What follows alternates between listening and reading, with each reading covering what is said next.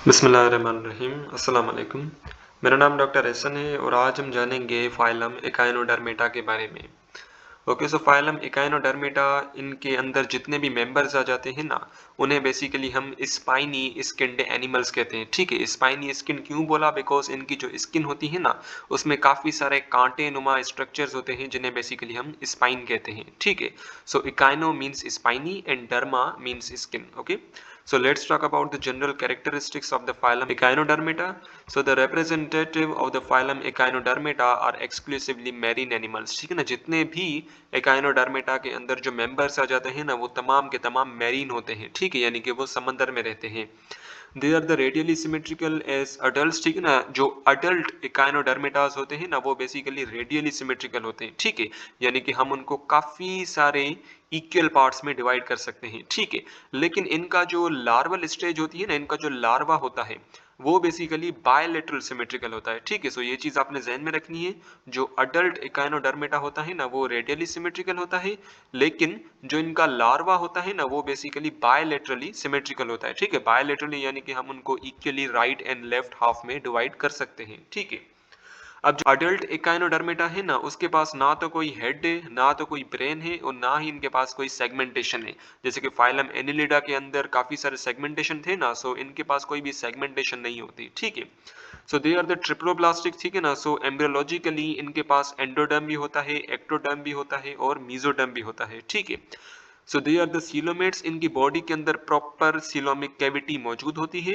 And they are the deuterostomes. ठीक है, यानी कि इनका जो एनस है ना, वो पहले डेवलप हुआ और इनका जो माउथ है वो बाद में डेवलप हुआ। ठीक है, and with having the organ system grade of body organisation. अब इन एकाइनोडर्मेटा के अंदर जितने भी मेंबर्स आ जाते हैं ना, उनके पास प्रॉपर बॉडी ऑर्गन सिस्टम मौजूद होता है। ठीक है, जैसे कि डाइजेस्टिव सिस्टम हो गया, रेस्पिरेटरी सिस्टम हो गया।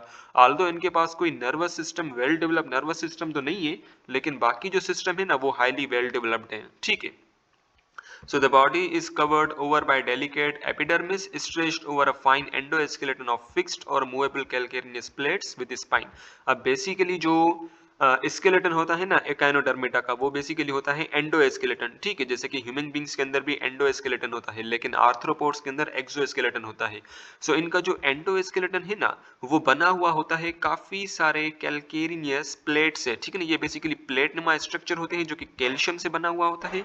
ठीक है, और ये जो कैल्शियम प्लेट्स होती है ना, या कैल्केरिनियस प्लेट्स, वो फिक्स्ड भी होती हैं या मूवेबल भी होती है। ठीक है, यानी कि वो एक जगह पे फिक्स होती हैं, या तो ये जो कैल्केरिनियस प्लेट है ना, वो मूव भी कर सकती हैं। ठीक है, अब इनकी जो स्किन होती है उसमें काफी सारे स्पाइन्स भी होते हैं। ठीक है, और इन इकाइनोडर्मेटा के पास बेसिकली एक एपिडर्मिस भी होती है। ठीक है, एपिडर्मिस बेसिकली एक लेयर होती है, एक मेम्ब्रेन होती है, जिसके अंदर काफी सारे एपिडर्मल सेल्स होते हैं। ठीक है, सो एपिडर्मिस क्या है? एपिडर्मिस बेसिकली एक लेयर है जिसके अंदर काफी सारे एपिडर्मल सेल्स होते हैं। सो काफी सारे एपिडर्मल सेल मिलके एपिडर्मिस बनाते हैं। ठीक है, so the echinoderms moves on numerous tiny tube feet, delicate cylindrical projection that extends from lower surface of the body. So basically echinodermata के पास प्रॉपर वाटर वेस्कुलर सिस्टम मौजूद होता है, और ये जो आप देख रहे हो ना, ये जो मैं मार्क कर रहा हूँ, this is the tube feet. ठीक है, सो ये जो आप देख रहे हो ना, these are the tube feets. ठीक है, अब बेसिकली ये ट्यूब फीट्स क्या है? ट्यूब फीट्स बेसिकली एक स्ट्रक्चर है जो कि मूवमेंट में, रेस्पिरेशन में हेल्प करते हैं। ठीक है, अब बेसिकली क्या होता है कि पानी जो है ना, सबसे पहले इस सोराख में से आता है, जिस सोराख का नाम है मेड्रीपोराइड। ठीक है, इस सोराख का नाम है मेड्रीपोराइड। फिर पानी जो है ना, ये इस स्टोन केनाल में जाता है। ठीक है, ये बेसिकली स्टोन केनाल है, और स्टोन केनाल के बाद ये एक ऐसे गोल गोल रिंग लाइक स्ट्रक्चर में जाता है, रिंग केनाल में जाता है। ठीक है, सो इस जो गोल गोल वाला केनाल है ना, इसे बेसिकली हम कहते हैं रिंग केनाल। ठीक है, फिर पानी जो है ना, इन रिंग केनाल से होते इन केनाल्स के अंदर चला जाता है, और इन केनाल्स को बेसिकली हम कहते हैं रेडियल केनाल्स। ठीक है, सो ये जो आप बड़े बड़े देख रहे हो ना, these are the radial canal. ठीक है, फिर रेडियल केनाल के बाद ये वाले जो आप देख रहे हो ना, ये वाले जो केनाल, इन्हें बेसिकली हम कहते हैं लेटरल केनाल। ठीक है, इन्हें बेसिकली हम कहते हैं लेटरल केनाल, ये वाले जो छोटे छोटे केनाल से। फिर इन लेटरल केनाल से क्या होता है कि पानी जो है ना, वो जाता है इन ट्यूब फीट्स के पास। ठीक है, सो ये पूरा बेसिकली वाटर वेस्कुलर सिस्टम होता है इन द एकाइनोडर्म्स। ठीक है, और ये जो ट्यूब फीट का जो ऊपर वाला जो आप पार्ट देख रहे हो ना, ये वाला, ये जो ऊपर वाला पार्ट है, इन्हें बेसिकली हम एम्प्यूला कहते हैं। Okay, so come to the point. So इनके पास basically proper tiny tube feeds होती हैं। ठीक है ना, और ये ट्यूब फीड्स जो है ना ये basically lower surface of the body पे मौजूद होती हैं और ये जो ट्यूब फीड्स है ना ये लोकोमोशन में हेल्प करती हैं, रेस्पिरेशन में भी हेल्प करती हैं और खाने को कैप्चर करने में, खाने को पकड़ने में भी हेल्प करती हैं। ठीक है, सो इनके पास बेसिकली प्रॉपर वेस्कुलर सिस्टम मौजूद होता है। ठीक है, जो मैंने आपको बता दिया कि पानी जो है ना सबसे पहले मेट्रीपोराइड में दाखिल होता है, यहाँ पे भी है, दिस इज अ मेट्रीपोराइड। पानी जो है सबसे पहले यहाँ पे दाखिल होगा, फिर वो जाएगा स्टोन कैनाल में, स्टोन कैनाल के बाद वो जाएगा रिंग कैनाल में, रिंग कैनाल के बाद वो जाएगा रेडियल कैनाल में, रेडियल कैनाल के बाद वो जाएगा लेटरल कैनाल में और लेटरल कैनाल के बाद फिर वो चला जाएगा ट्यूब फीड के पास। ठीक है, सो बेसिकली यहाँ पे बताया गया है कि जो सी ककम्बर्स है ना, so sea cucumbers constantly sits through the bottom sand and absorb the dead organic matter from it. अब बेसिकली सी ककम्बर जो है ना वो समंदर की बिल्कुल गहराई में जाते हैं और गहराई पे जो डेड ऑर्गेनिक प्लांट्स और डेड एनिमल्स होते हैं ना उनको बेसिकली एब्जॉर्ब करते हैं, उनको बेसिकली डिकम्पोज करते हैं। ठीक है, so once again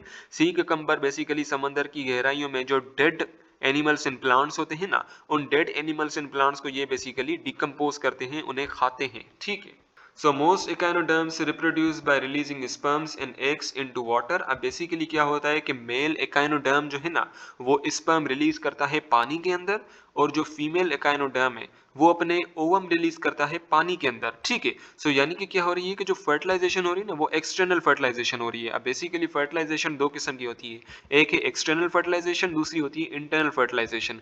internal fertilisation में क्या होता है कि जो स्पर्म्स है ना वो फीमेल बॉडी के अंदर जाते हैं। ठीक है ना, और अंदर ही बेसिकली बच्चा प्रोड्यूस होता है जैसे कि ह्यूमन बींग्स के अंदर होता है।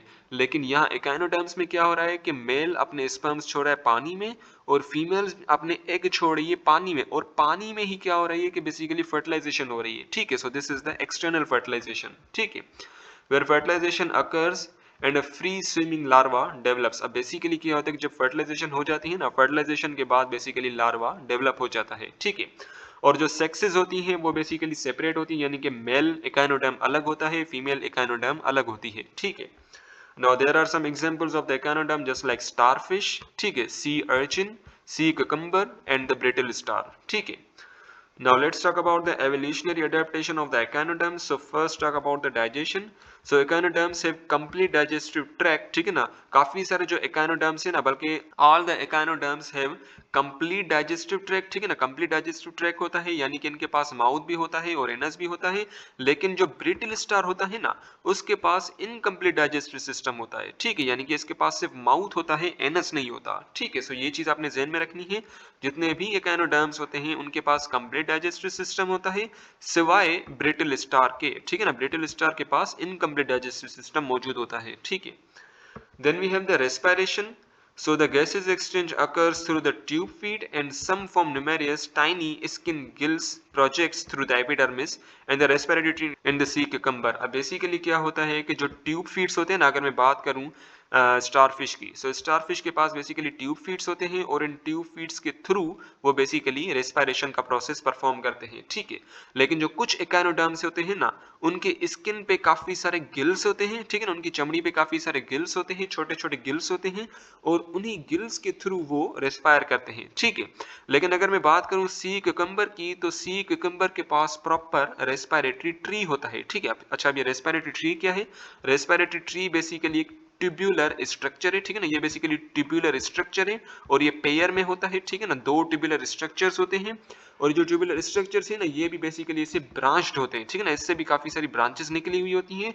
सो ये जो ट्यूब्यूलर स्ट्रक्चर्स है ना ये रेस्पिरेशन में हेल्प करते हैं इन द सी cucumber। ठीक है, सो इसे बेसिकली हम कहते हैं रेस्पिरेटरी ट्री, जिसमें दो बेसिकली ट्यूब्स आ जाते हैं जो कि रेस्पिरेशन में हेल्प करते हैं। ठीक है, then we have the transport system। so the echinoderms lack a circulatory system although movement of fluid in their body wall develop coelom। अब बेसिकली जो echinoderms होते हैं ना उनके पास प्रॉपर सर्कुलेटरी सिस्टम तो मौजूद नहीं होता, लेकिन इनका जो सीलोम होता है ना, सीलोम, उस सीलोम में फ्लूइड होता है। ठीक है, और बेसिकली वो जो फ्लूइड होता है ना उस सीलोम के अंदर रोटेट करता रहता है, मूव करता रहता है। ठीक है, सो बेसिकली जिसकी वजह से जो प्रॉपर न्यूट्रिएंट्स है ना वो all the cells of the echinoderms को पहुंच पाते हैं। ठीक है, अब इसको आसान अल्फाज में समझाएं तो जो एकाइनोडर्म्स है उनके पास कोई प्रॉपर सर्कुलेटरी सिस्टम तो मौजूद नहीं होता। ठीक है, अब इनके पास बेसिकली होम्योसील होती है। ठीक है ना, इनके पास बेसिकली होमोसील होती है और इस होमोसील के अंदर हीमोलिम्फ मौजूद होता है। ठीक है, अब बेसिकली क्या होता है कि इक्वानोडर्म की बॉडी के अंदर काफी सारे सीलियाज होते हैं। ठीक है ना, ऐसे काफी सारे सीलियाज होते हैं और इन सीलियाज की मूवमेंट से क्या होता है कि वो जो हीमोलिम्फ है ना, वो पूरी बॉडी में सर्कुलेट करता रहता है, जिसकी वजह से जितने भी सेल्स हैं ना इक्वानोडर्म्स के, उनको प्रॉपर न्यूट्रिएंट्स जो है ना वो प्रोवाइड होती हैं। और वो न्यूट्रिएंट्स मौजूद कहाँ पे होते हैं? वो न्यूट्रिएंट्स जो है ना वो बेसिकली हीमोलिम्फ में मौजूद होते हैं। ठीक है, then we have the excretion, so the echinoderms lacks the excretory organs. ठीक है ना, सो इक्वानोडर्म्स जो है ना उनके पास कोई एक्सक्रीटरी सिस्टम मौजूद नहीं होता, ना ही कोई एक्सक्रीटरी ऑर्गन्स मौजूद होते हैं।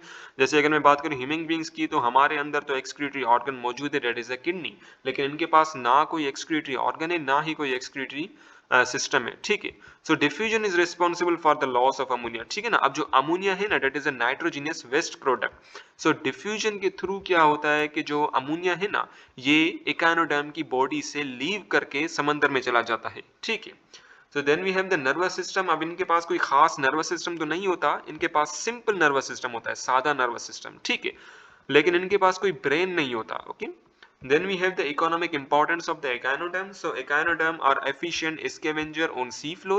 अब बेसिकली समंदर की गहराइयों में जो जमीन होती है ना, बिल्कुल जो बॉटम में जो जमीन होती है, तो ये इकोनोडर्म्स क्या करते हैं कि उस जमीन पे जितने भी डेड प्लांट्स एंड एनिमल्स हैं ना, उसको स्केवेंजाइज करते हैं, उसको बेसिकली खाते हैं। ठीक है, और स्पेसिफिकली अगर मैं बात करूं सी अर्चिन्स की, so sea urchins dead burrows into the rocks and along a shore can accelerate the erosion of the shorelines. अब बेसिकली शोर क्या है? शोर बेसिकली वो जमीन है जो कि समंदर के करीब होती है। ठीक है, जो कोस्टल एरियाज होते हैं ना, तो वहां की जो जमीन होती है उसे बेसिकली हम शोर कहते हैं। ठीक है, वंस अगेन शोर बेसिकली जमीन है जो कि समंदर के करीब होती है। ठीक है, अब बेसिकली सी अर्चिन क्या करते हैं कि उस जमीन पे जो पत्थर होते हैं ना, उन पत्थरों पे ये सुराख कर देती है, उन पत्थरों को डिग करती है, बरो करती है। ठीक है, और उन पत्थर के अंदर काफी सारे सुराख बना देती है। ठीक है, सो ओवरऑल ये सी अर्चिन क्या करती है कि जितने भी पत्थर होते हैं ना, बड़े बड़े पत्थर जो कि शोर पे मौजूद होते हैं, उन तमाम को ये इरोड करती है, उनको डिस्ट्रॉय करती है, उनको बेसिकली तोड़ देती है। ठीक है, उनके अंदर सुराख करके उनको तोड़ देती है। ठीक है, then we have the phylum hemichordata. ठीक है, हेमी मींस हार्ट, कोडेटा यानी कि ऐसे एनिमल्स जिनके पास नोटोकोड मौजूद हो। ठीक है,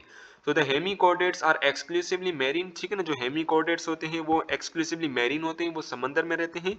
या तो वो सॉलिटरी होते हैं यानी कि वो अकेले में अपनी जिंदगी गुजारते हैं, या तो वो कॉलोनियल होते हैं यानी कि एक दूसरे के साथ, एक दूसरे हेमिकोडेट के साथ मिलके वो बेसिकली अपनी जिंदगी बसर करते हैं। Okay, they are the mostly tubicolous यानी कि वो समंदर के अंदर जो ट्यूब्स होते हैं ना, उन ट्यूब्स के अंदर जाके वो रहते हैं। ठीक है, सो वंस अगेन ये ट्यूबुलस होते हैं यानी कि जो समंदर के अंदर जो ट्यूब लाइक स्ट्रक्चर्स होते हैं ना, उन ट्यूब्स के अंदर वो अपनी जिंदगी बसर करते हैं। ठीक है, so their body is soft, fragile, vermiform, unsegmented, bilaterally symmetrical, triploblastic, coelomate and deuterostomes. अब बेसिकली इनकी जो बॉडी होती है ना वो सॉफ्ट होती है। ठीक है ना, फ्रेजाइल होती है यानी कि कमजोर होती है, and it is vermiform, like vermiform यानी कि कीड़े की तरह, वॉर्म की तरह। ओके, और इनकी बॉडी जो है ना वो अनसेगमेंटेड होती है। ठीक है ना, वो सेगमेंट्स में डिवाइड हुई हुई नहीं होती। ठीक है, and their body is bilaterally symmetrical. ठीक है ना, यानी कि हम उनकी बॉडी को equally right and left half में डिवाइड कर सकते हैं। देयर बॉडी इज ट्रिप्लोब्लास्टिक यानी कि एम्ब्रियोलॉजिकली उनके बॉडी के अंदर एंडोडर्म भी था, एक्टोडर्म भी था, मेसोडर्म भी था। ठीक है ना, देयर बॉडी इज सीलोमेट। ठीक है ना, इनके अंदर प्रॉपर बॉडी सीलोमिक कैविटी मौजूद होती है, एंड दे आर द ड्यूटेरोस्टम्स यानी कि इन हेमिकोडेट्स का जो एनस है ना वो पहले डेवलप हुआ और इनका जो माउथ है वो बाद में डेवलप हुआ। ठीक है, रिप्रोडक्शन इज मेनली सेक्सुअल। ठीक है ना, तो इनके अंदर बेसिकली सेक्सुअल रिप्रोडक्शन होती है। ठीक है ना, स्पर्म्स और एग्स आपस में फ्यूज होते हैं और अल्टीमेटली एक नए हेमिकोडेट की फॉर्मेशन कर देते हैं। Okay, so sexes are usually separate. ठीक है ना, ये हर्माफ्रोडाइट नहीं होते, सेक्सेस सेपरेट होते हैं। मेल हेमिकोडेट अलग होता है, फीमेल हेमिकोडेट अलग होता है। लेकिन जो फर्टिलाइजेशन होती है ना इनकी, वो बेसिकली एक्सटर्नल होती है, यानी कि मेल हेमिकोडेट स्पर्म छोड़ेगा पानी में और फीमेल हेमिकोडेट ओवम छोड़ेगी पानी में। ठीक है ना, सो पानी के अंदर ही फर्टिलाइजेशन होगी, स्पर्म और ओवम आपस में फ्यूज होंगे और अल्टीमेटली एक नए हेमिकोडेट की फॉर्मेशन हो जाएगी। ठीक है, So their development can be direct or indirect with free swimming larva which is known as the Tornaria larva. अब बेसिकली इनकी जो डेवलपमेंट है ना वो डायरेक्ट भी हो सकती है, इनडायरेक्ट भी हो सकती है। अब इसका क्या मतलब है? डायरेक्ट डेवलपमेंट ऐसी डेवलपमेंट होती है जिसमें लार्वा की फॉर्मेशन नहीं होती, ठीक है ना, डायरेक्टली अडल्ट बन जाता है। वंस अगेन, डायरेक्ट डेवलपमेंट ऐसी डेवलपमेंट होती है जिसमें किसी भी लार्वा की फॉर्मेशन नहीं होती। लेकिन इनडायरेक्ट डेवलपमेंट ऐसी डेवलपमेंट होती है जिसमें लार्वा की फॉर्मेशन होती है, ठीक है ना, जैसे कि टोर्नेरिया लार्वा। ओके, सो टोर्नेरिया लार्वा ये बेसिकली इनडायरेक्ट डेवलपमेंट में बनता है। ओके, सो इन हेमिकोडेट्स के अंदर डायरेक्ट डेवलपमेंट भी हो सकती है और इनडायरेक्ट डेवलपमेंट भी हो सकती है, लेकिन ज्यादातर इनडायरेक्ट डेवलपमेंट होती है। Okay, then we have the digestion, so they having the complete digestive system, ठीक है ना, इनके पास कंप्लीट डाइजेस्टिव सिस्टम होता है, इनके पास प्रॉपर माउथ भी होता है, प्रॉपर एनएस भी होता है। ओके, और अगर बात करें रेस्पिरेशन की, तो इनका जो रेस्पिरेटरी ऑर्गन है ना, these are the gill slits, जो कि फेरेंक्स पे मौजूद होते हैं, hence named pharyngeal gill slit, dorsolateral pharyngeal gill slit. So basically इनके फेरेंक्स पे रेस्पिरेटरी ऑर्गन्स होते हैं, और रेस्पिरेटरी ऑर्गन्स को हम कहते हैं गिल स्लिट। जैसे कि ह्यूमन बींग्स की बॉडी के अंदर जो रेस्पिरेटरी ऑर्गन्स है, these are the lungs. Fishes के अंदर जो रेस्पिरेटरी ऑर्गन्स है, दीज आर द गिल्स, ठीक है ना। सिमिलरली इनके अंदर जो रेस्पिरेटरी ऑर्गन है ना, these are the gill slits, ठीक है, जो कि फेरेंक्स पे मौजूद है, hence pharyngeal gill slits. Okay, then we have the transport system, so इनके पास ओपन टाइप सर्कुलेटरी सिस्टम मौजूद होता है, ठीक है ना। ओपन टाइप यानी कि इनके पास होमोसील होती है, ठीक है, और उसके अंदर होमोलिम्फ जो है ना वो मौजूद होता है। Okay, then we have the excretion, so इनके पास प्रॉपर ग्लोमेरुलस होता है, इनके जो एक्सक्रीटरी ऑर्गन है ना, that is a glomerulus. So basically हमारे ह्यूमन बींग्स के अंदर जो एक्सक्रीटरी ऑर्गन है, that is a kidney. Phylum platyhelminthes के अंदर जो एक्सक्रीटरी ऑर्गन है, that is a protonephridia. Similarly इनके अंदर जो एक्सक्रीटरी ऑर्गन है, डेट इज द ग्लोमेरुलस। और ये ग्लोमेरुलस कहाँ पे पाया जाता है? ये बेसिकली प्रोबोस्किस के अंदर पाया जाता है। अब ये प्रोबोस्किस क्या है? This is the tubular structure, ठीक है। सो इसको अब यहाँ पे देखें, सो ये जो पूरा देख रहे हो ना, इस बी वाले पे फोकस करें। सो ये जो आप पूरा देख रहे हो ना, दिस इज द हेमिकोटेड, और इसका ये जो आगे वाला पोर्शन है ना, ये इसका सर जो है, इसका आगे वाला पोर्शन, इसे बेसिकली हम प्रोबोस्किस कहते हैं, ठीक है। और इसका जो बीच वाला पोर्शन होता है, ये वाला, इसे हम कॉलर कहते हैं। ये जो आप देख रहे हो, these are the gill slits, और ये जो पीछे वाला सेगमेंट देख रहे हो ना, this is the hepatic region, ठीक है। सो प्रोबोस्किस ये एक ट्यूबुलर स्ट्रक्चर है, और इसके अंदर ग्लोमेरुलस पाया जाता है, ठीक है। And this glomerulus, this is the excretory organ, okay, जो कि नाइट्रोजिनस वेस्ट को रिमूव करता है, ठीक है। नाइट्रोजिनस वेस्ट जैसे कि अमोनिया हो गया, यूरिया हो गया, etcetera. Then we have the nervous system. So nervous system consists mainly of the subepidermal nerve plexus. अब बेसिकली जो हेमिकोडेट्स होते हैं ना, उनके पास एपिडर्मल मेम्ब्रेन होती है, ठीक है ना। उनके पास बेसिकली एपिडर्मिस होती है। अब ये एपिडर्मिस क्या है? एपिडर्मिस बेसिकली एक मेम्ब्रेन है जो काफी सारे एपिडर्मल सेल से बनी हुई होती है, ठीक है ना। काफी सारे एपिडर्मल सेल मिलके एपिडर्मिस बना देते हैं, ठीक है।